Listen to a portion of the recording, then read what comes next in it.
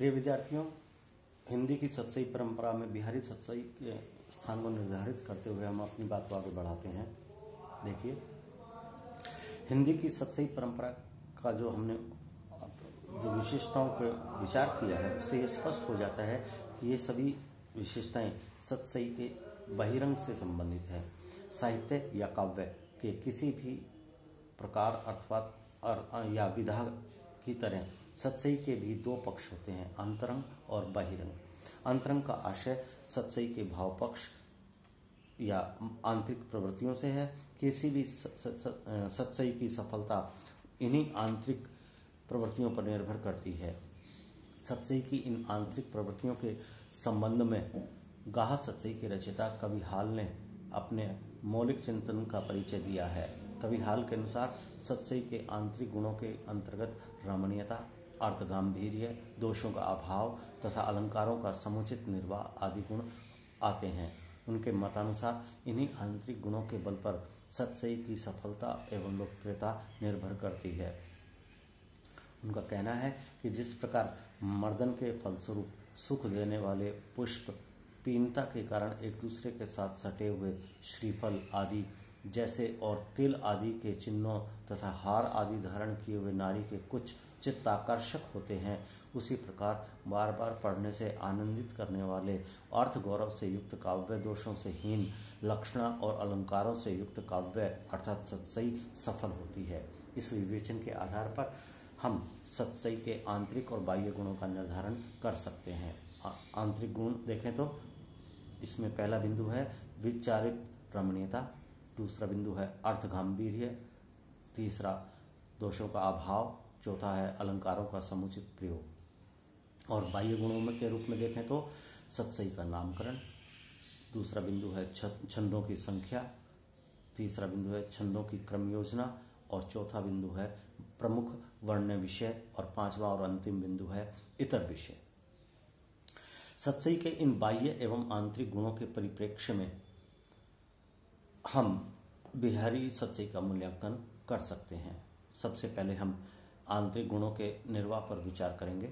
आंतरिक गुणों के अंतर्गत विचारित रमणीयता को सर्वोपरि स्थान दिया गया है।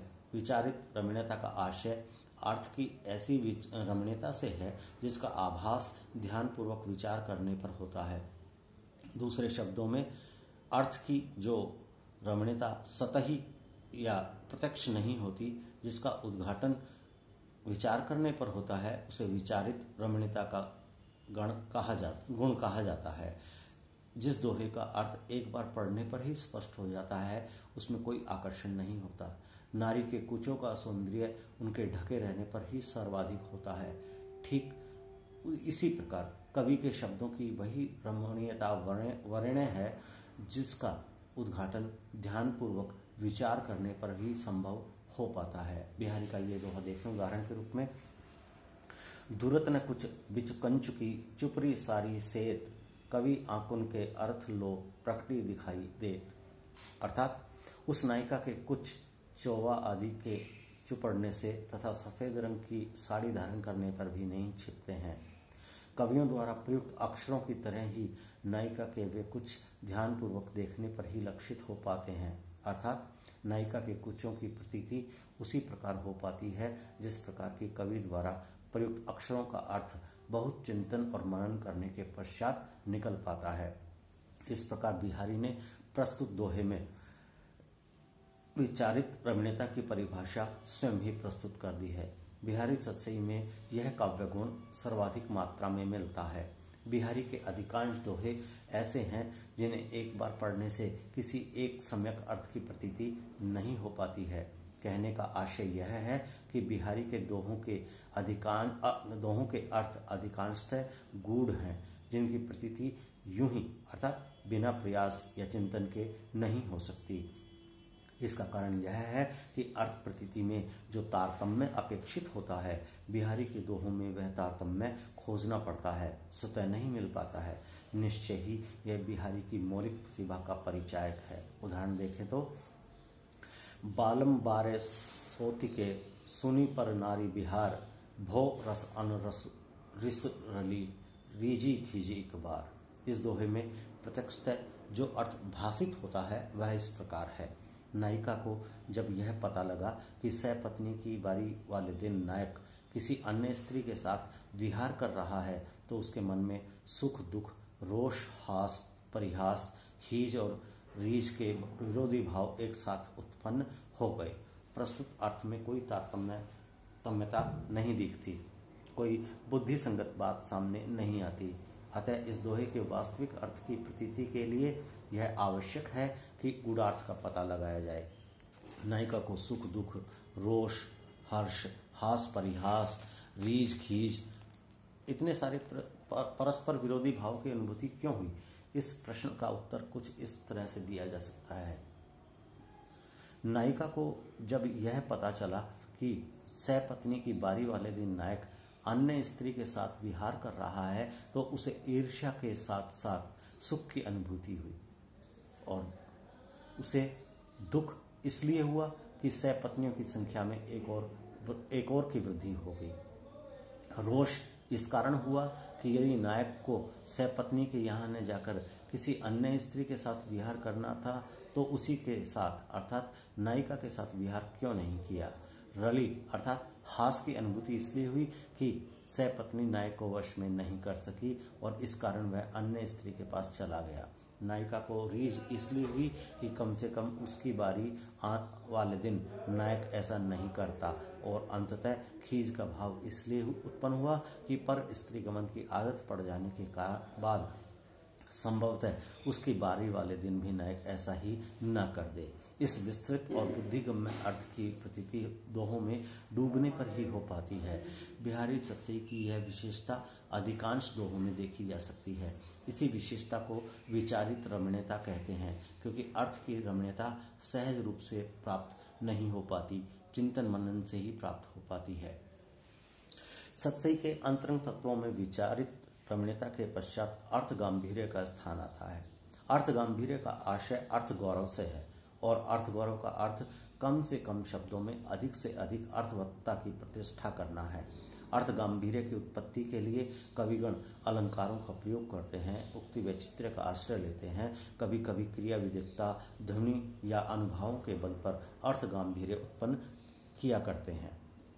वस्तुतः कवि बिहारी भी अपनी इस सतसई में सर्वाधिक महत्वपूर्ण विशेषता के रूप में अर्थ गांभीर्यता का ही परिचय देते हैं और इसी कारण से किसी आलोचक कवि ने कहा है, सतसैया के दोहरे जो नाविक के तीर, देखन में छोटे लगे घाव करे गंभीर। इस कवि आलोचक के अनुसार कवि बिहारी की यह विशेषता है कि वह दो दो पंक्तियों के छोटे से दोहे में अपार अर्थ की प्रतिष्ठा कर देते हैं। उनके अधिकांश दोहे अर्थ गांभीर्य की दृष्टि से अत्यंत समृद्ध कहे जा सकते हैं। बिहारी ने अलंकारों का प्रयोग अत्यंत स्वाभाविक रूप से किया है। उन्होंने अलंकारों का प्रयोग करने के लिए अलंकारों का प्रयोग नहीं किया है, बल्कि अपने भावों को और ज़्यादा सुदृढ़ करने के लिए अलंकारों की सृष्टि की है, सृजना की है। यही कारण है कि उनके दोहों में प्रयुक्त अलंकार भावों के सहज उत्कर्ष के साधक सिद्ध होते हैं। पांडित्य प्रदर्शन करने के लिए ही अलंकारों का प्रयोग प्राय नहीं किया गया है। इस दृष्टि से बिहारी का दृष्टिकोण रसवादी या ध्वनिवादी आचार्यों से बहुत मेल खाता है, क्योंकि रसवादी आचार्य भी अलंकारों को साध्य नहीं, साधन मात्र मानते हैं। उदाहरण के लिए बिहारी का ये दोहा देखा जा सकता है, रनित भृंग घंटावली झरित दान मधुतीर मधुनीर मंद मंद आवत चलियो कुंजर कुंज समीर। इस दोहे में कवि ने वसंत ऋतु के मादक समीर के लिए हाथी का रूपक बांधा है, जो कि निश्चय ही मादकता के भाव की अत्यंत सफल अभिव्यक्ति है। हाथी की मादकता जगत प्रसिद्ध है और इस प्रकार वसंत ऋतु में बहने वाले समीर की मादकता भी सुविदित है। इसी प्रकार अन्योक्ति के माध्यम से कवि बिहारी ने विलासमयता में डूबे हुए राजा जयसिंह को कर्तव्य बोध कराया था। अलंकारों का इतना स्वाभाविक और प्रभावोत्पादक प्रयोग रीतिकाल के अन्य कवियों में सहज सुलभ नहीं है।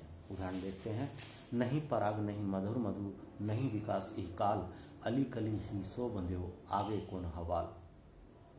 इसी प्रकार एक और दोहा देखा जा सकता है जिसमें कवि ने पर्यायोक्ति और दृष्टांत अलंकारों का प्रयोग करके भावों का उत्कर्ष दिखाया है। कोई नायक सारी रात पर स्त्री गमन करके लौटा है और इस कारण उसके होठों पर काजल और नेत्रों पर पान की पीक के चिन्ह अंकित हैं।